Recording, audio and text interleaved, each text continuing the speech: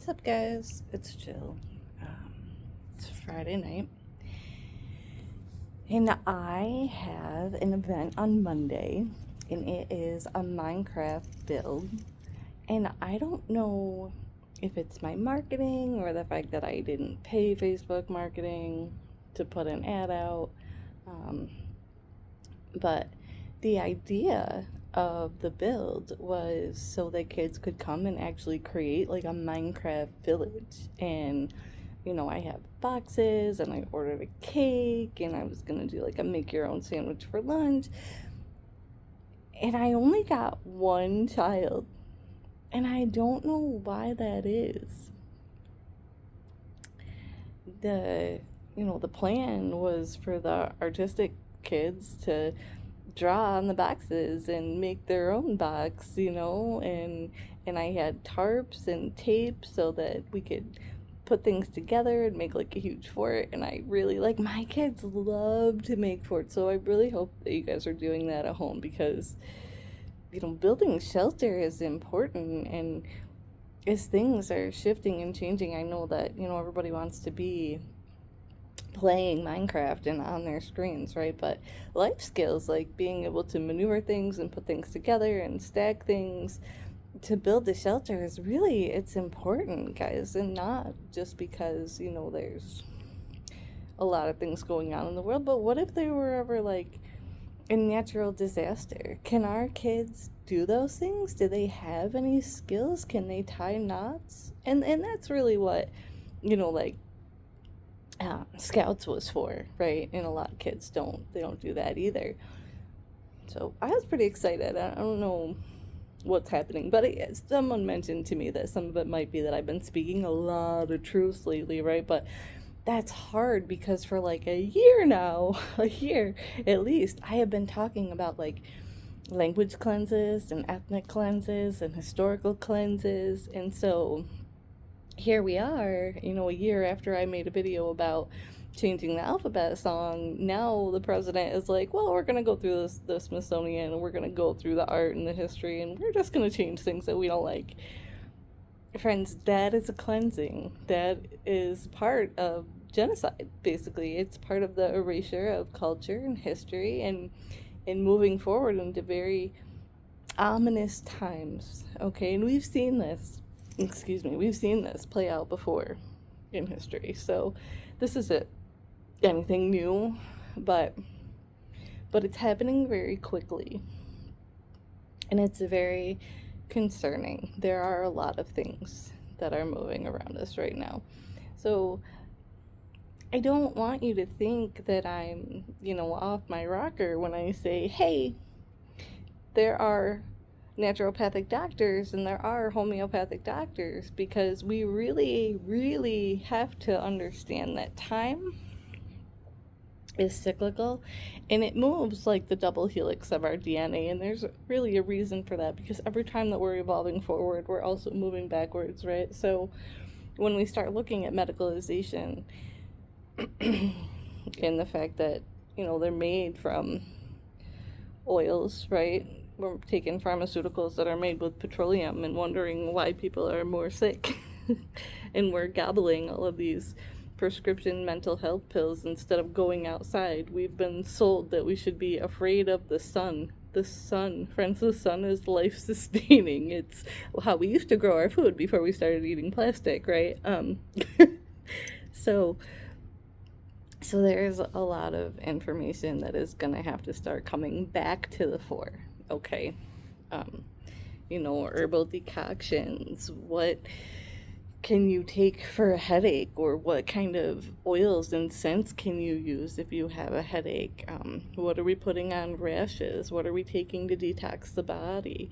How are we hydrating? And the answer is not fake sugars and chemicals, friends. I promise you. I saw somebody posted that they were drinking liquid IV the other day, and I just like totally cringed, and I had to take a step back and I just didn't even engage with it because I didn't have the capacity that day. And what's worse is I think it was like a sugar free. Okay.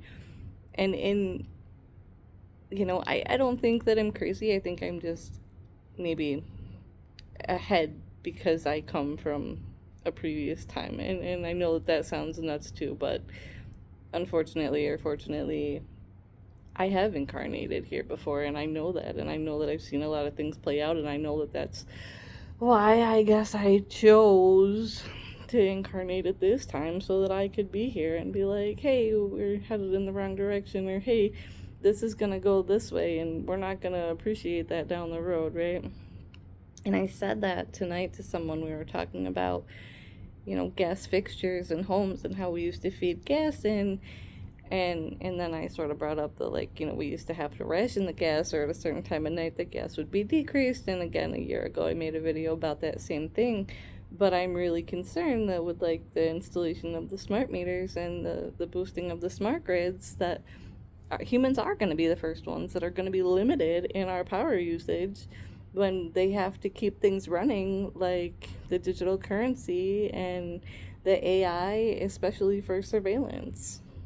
We're putting ourselves in very interesting times, and I don't even know at this point is that we're really allowing it to happen, or just that the laws are in place so that we are really forced to. And that's a scary thing, which is another reason why, I think, like, 2027 is going to be a big time where people are really going to start to really awaken. Okay, like right now it's a slow coming, but I think by then it's going to, like, really pop off, and people are going to be like, hey, wait, we didn't want this. And then there's going to have to be some shifting and changing. Okay, and I don't know what that looks like, but but maybe being able to build shelters or take care of ourselves or make sovereign decisions is going to be really, really super important, especially for our kids, especially for those middle, late teen years, early 20 years. You're going to see a lot of us in the middle age groups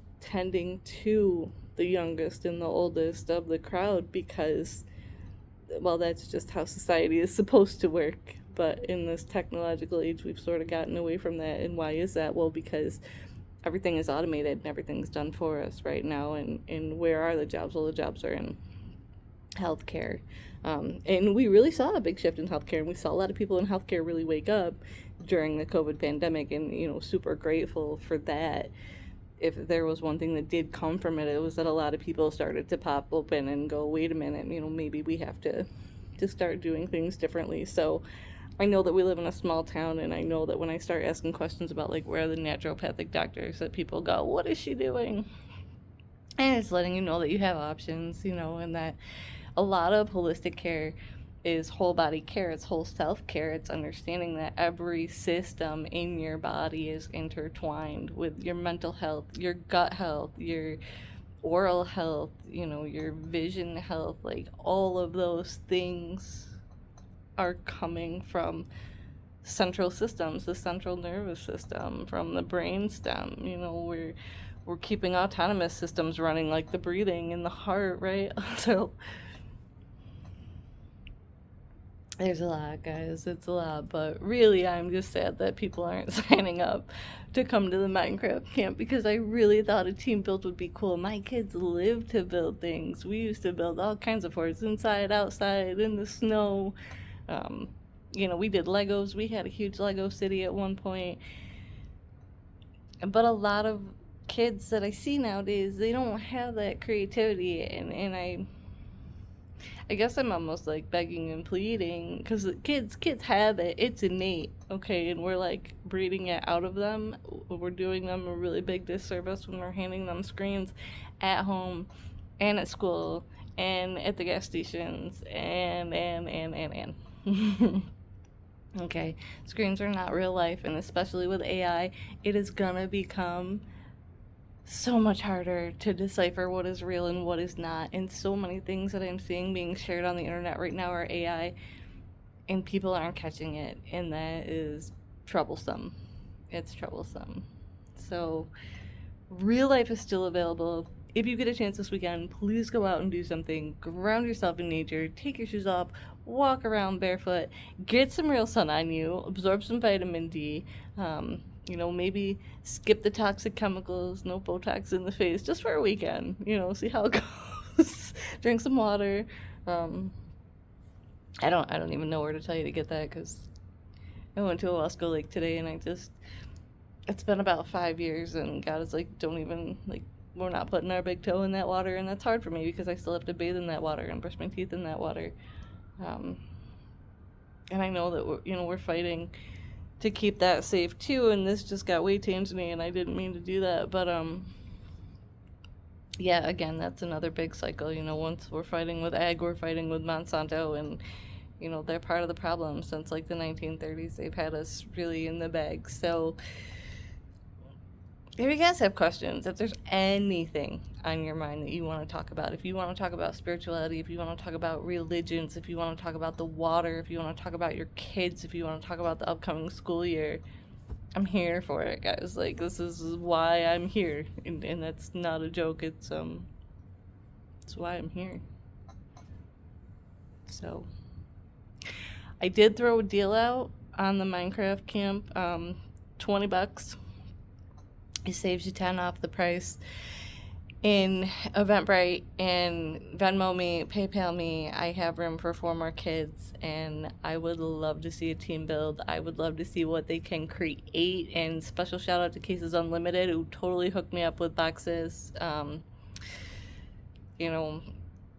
gotta tell you, Nice from Doms, we have snacks, we have a cake on deck. Like, I was so ready for this. My son was ready for this. He's 16, and he was like, Mom, this is so cool, because we used to do this stuff, and like, here it is, and we know that there are other creative kids out there. I know that there are kids that if you gave them a pile of junk could probably build us a robot or a rocket to take us to the moon, but I don't think that they have a lot of opportunities for that nowadays, and that's really what I was trying to create. So, all right, anyways, I love you guys. I'll talk to you later. See ya. Enjoy your weekend.